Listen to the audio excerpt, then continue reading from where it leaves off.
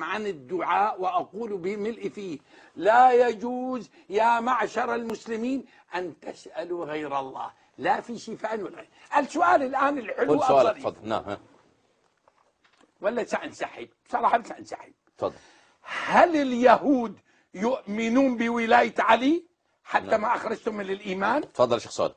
أعوذ بالله من الشيطان الرجيم. بسم الله الرحمن الرحيم. اللهم صل على محمد وآل محمد الأئمة والمهديين وسلم تسليما. الظاهر الشيخ عدنان يعني لا يعرف أن الصلاة هي الدعاء. الصلاة هي الدعاء يا أخوتي الكرام. يقول يا عم احنا بنسأل على السؤال. بص يا شيخ صادق، احنا بنسأل دلوقتي السؤال ايه؟ أعزائي الكرام، يعني أنا أعجب ما سمعت. والله العظيم، أعجب ما سمعت. والله العظيم اللي يعني تعلمت الإنسان منكم عندما أشياء. يقف في الصلاة ماذا يفعل؟ أليس يدعو الله سبحانه وتعالى؟ مشاهدينا الكرام هذا للإخوة الكرام. سؤال: هل اليهود آمنوا بولاية علي؟ سؤالنا. تفضل أخي الكريم. نعم. اليهود بقوا على ديانتهم هم كيهود، لكن إذا آمنوا بالنبي محمد صلى الله عليه وسلم دخلوا إلى الإسلام. لا خرجوا من سؤالنا: اليهود كانوا مؤمنين بولاية علي ولا لا؟ لم يكونوا مؤمنين. لم يكونوا. إذا كفار.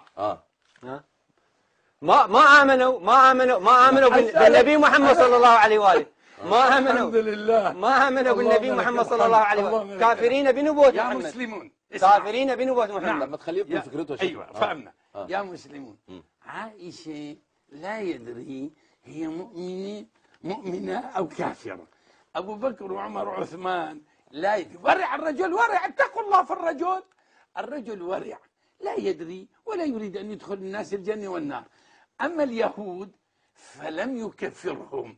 فلما فوجئ بهذا الجواب الذي لم يخطر له على بال، يخطر على بال، وهذا بسبب دعائي لله: اللهم إن كنت على الحق فاهدني واهد بي المسلمين. وما عدنان والله إلا رجل من أهل السنة، بس الإعلام فضحه.